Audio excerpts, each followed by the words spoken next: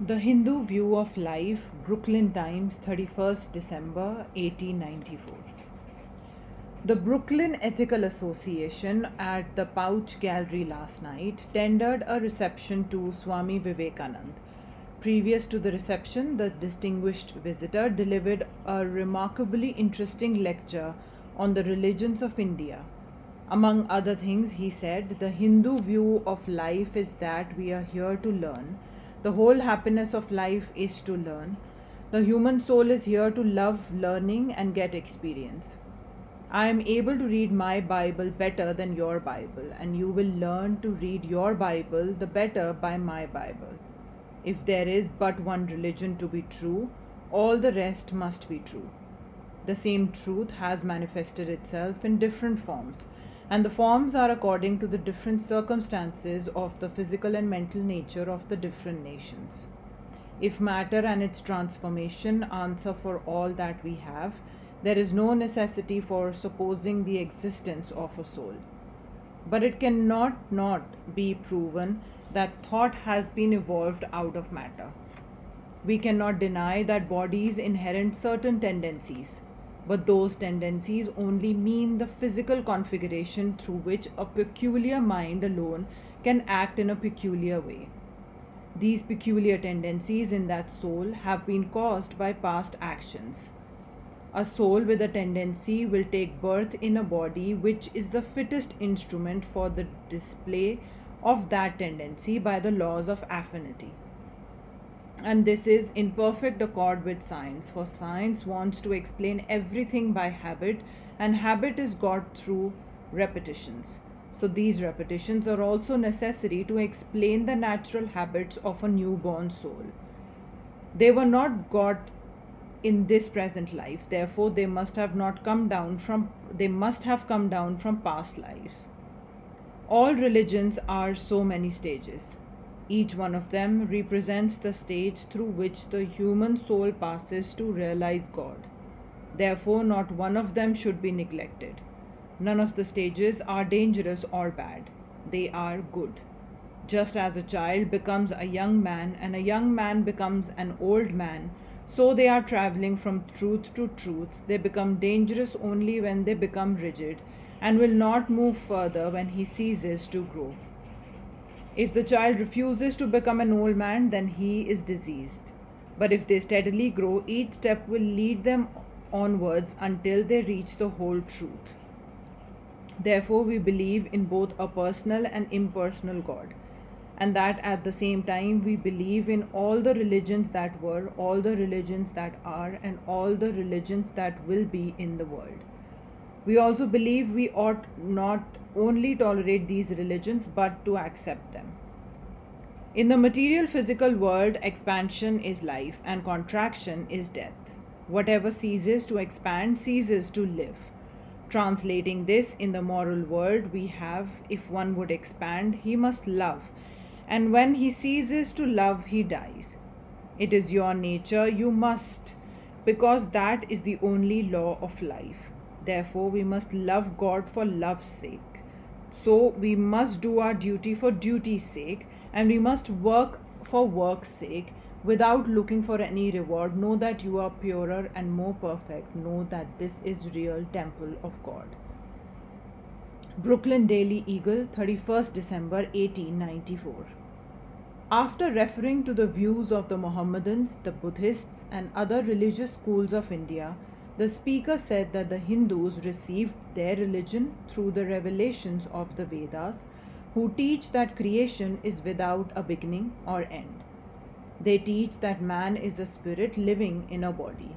The body will die, but the man will not. The spirit will go on living. The soul was not created from nothing, for creation means a combination, and that means a certain future dissolution. If then the soul was created, it must die. Therefore it was not created. He must be asked how it is that we do not remember anything of our past lives. This could be easily explained. Consciousness is the name only of the surface of the mental ocean, and within its depth are stored up all our experiences. The desire was to find out something that was stable.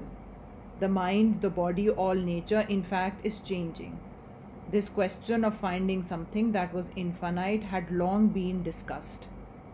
One school, of which the modern Buddhists are the representatives, teach that everything that could not be solved by the five senses was non-existence. That every object is dependent upon all others, that it is a delusion that man is an independent entity. The idealists, on the other hand, claim that each individual is an independent body. The true solution of this problem is that nature is a mixture of dependence and independence, of reality and idealism. There is a dependence which is proved by the fact that the movements of our bodies are controlled by our minds, and our minds are controlled by the spirit within us, which Christians call the soul. Death is but a change. Those who have passed beyond and are occupying high positions there are but the same as those who remain there, and those who are occupying lower positions there are the same as others here. Every human being is a perfect being. If we sit down in the dark and lament that it is so dark, it will profit us nothing. But if we procure matches and strike a light, the darkness goes out immediately. So if we sit down and lament that our bodies are imperfect, that our souls are imperfect, we are not profited. When we call in the light of reason, then this darkness of doubt will disappear. The object of life is to learn. Christians can learn from the Hindus and the Hindus from the Christians. We could read his Bible better after reading ours. Tell your children, he said, that religion is a positive something and not a negative something. It is not the teachings of men but a growth, a development of something higher within our nature that seeks outlet. Every child born into the world is born with a certain accumulated experience. The idea of independence which possesses us shows there is something in us besides mind and body. The body and mind are dependent. The soul that animates us is an independent factor that creates this wish for freedom. If we are not free, how can we hope to make the world good or perfect? We hold that we are makers of ourselves, that what we have, we make ourselves. We have made it and we can unmake it. We believe in God, the Father of us all, the Creator and Preserver of His children, omnipresent and omnipotent. We believe in a personal God, as you do. But we go further. We believe that we are He. We believe in all the religions that have gone before, in all that now exist, and in all that are to come. The Hindu bows down to all religion, for in this world the idea is addition, not subtraction. We would make up a bouquet of all beautiful colors for God, the Creator, who is the personal God. We must love for God's sake. We must love God for love's sake. We must do our duty to Him for duty's sake.